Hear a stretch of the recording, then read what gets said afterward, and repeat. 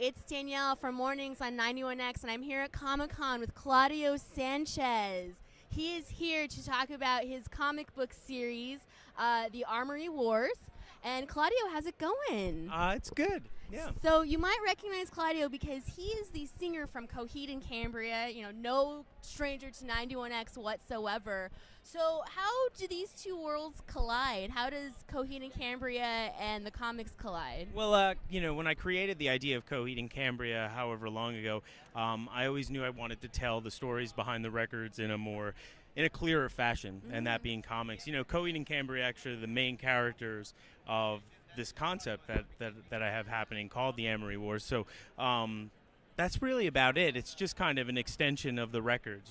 Should you choose to want to know more about them, these comic books are there for you to kind of do so. So it kind of like puts the story, puts the visual behind the song. Yeah, absolutely. That's really, really cool. So this is a series that you do with your wife, right? I do, yes. Originally, when I created the idea in '98, Chandra wasn't a part of it, but, as we started to create an identity for Evil Inc., my wife and I, we started to collaborate on some other stories that aren't directly related to Coheed and Cambria, one being called Kill Audio, another Kia Z. We have a superhero story called Translucid, and our formula, we just got really good at kind of doing it together. And so this is actually the first book. This part, Good Apollo on Burning Star 4, is actually the first part of the series where Chandra has come on board as the writer. So how was that process? I mean, I would assume that because this is your wife and this is something that's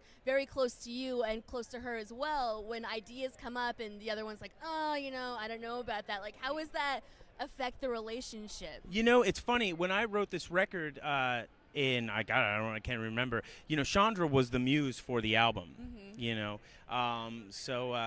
So I mean, in that way, she's got a personal connection to it. I mean, when it comes time to actually penning these stories, most of the stuff is sort of mapped out in an outline. I'll present it to Chandra, as well as our editorial staff, and we'll just go and kind of make these things work. She'll give it more of a real twist, where I'm just the kind of guy that just likes to throw everything at the wall and hopes that they all stick. But, she kind of shaves it down a bit, make it a little bit more digestible for, everyone. That's awesome. So I know that, so the main characters, it's Claudio and Ambelina, yes. Right? So are those your guys' like alter egos? Is that you two? Yeah. I mean, it's a little embarrassing that I actually put my name in the story, but for those fans of Coheed, when we did the first record at Second Stage Turbine Blade, I accidentally sing my name in a song. Oh, so that wasn't by well, design? I never thought about what that because at the time the stories weren't they were sort of there, but they weren't. It wasn't until 2004. That record came out in 2002, 2004. The first book came out, but it was my first comic, so I never thought like ahead of it. Like, oh, I'm gonna actually be in this. Yeah. So, but yeah, okay. So I am in the book, and yeah, and Chandra is somewhat, she's got like this presence between Ambelina and another character in the story called Erica Court. See, Good Apollo actually is almost the never-ending story of the mythology, or the In the Mouth of Madness, where the story kind of splits into these two parallels, and you see the outside of it from the writer's perspective and how the writer's world is sort of it's sort of affecting the outcome of these characters. As he is absent, the characters are starting to develop the idea of free will. And they're starting to go off on their own, and the writer's mind comes alive in the form of this 10-speed bicycle that basically tries to get him to pull himself together and complete the story. Rad. So with this huge surge of comic movies coming out in the past 5 to 10 years, have you noticed more popularity in comics since then in your comic? Are you noticing like more new fans coming up who didn't know about this universe prior? Somewhat. I mean, I definitely have noticed more. At first it was always about fans of the music moving into the comics and introducing that part of our audience to the medium. But as we've done the conventions, more and more we start to notice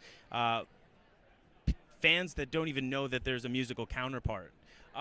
So it does happen. I don't know if it's because it's affected by the popularity of the movies, and but I definitely see an effect here. Yeah. Doing this convention in 2004 and now in 2017, it's like, it's incredible the change and the growth that has happened in that time. Well, and speaking to that, you had said before, off camera, that you've been coming to Comic-Con since 2004. So in the 10 plus years that you've been coming to Comic-Con, what have you seen changes to the convention itself?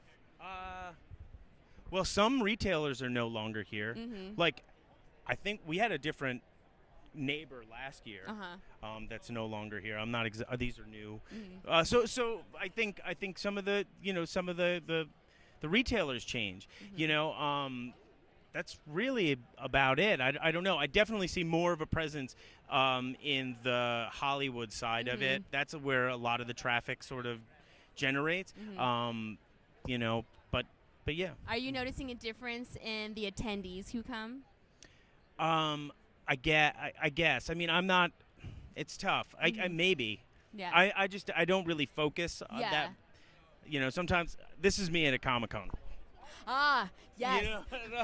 Well, because you want to make sure you don't step on anyone. Yeah. Because it's just sardines walking the entire time. Yes. Yeah, I'm a pretty introverted, kind of shy guy, so I try to, I try to keep to myself as much as possible. So I don't know. I mean, I'm sure there's definitely a change in the people that are kind of coming.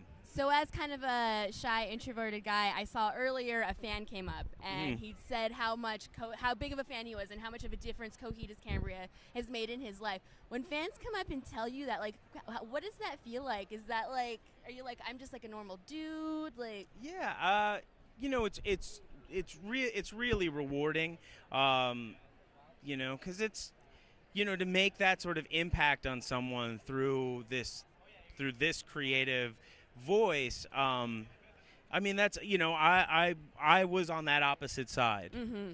I was definitely touched by music, by any sort of artistic kind of outlet, and to now be on that opposite side and see how it affects others is it's really something special. Like, that's my form of communication. I'm not the greatest at, like, kind of expressing myself through language, but through music, that's really my voice. And to see that it touches someone is, that's it's an incredible feeling. I mean, it's scary, but because it can be, but for the most part, it's something special. So that's really cool when you like touch something like that.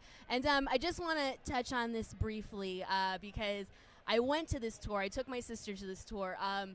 Coheed and Cambria toured with Linkin Park back in 2007, and we lost Chester Bennington today. Yes.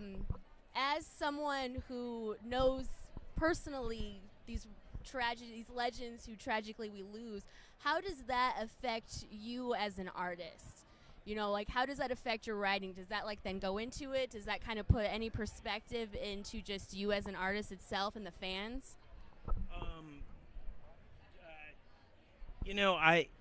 It's tough. I'm not really. There's a bit of a disconnect, I think.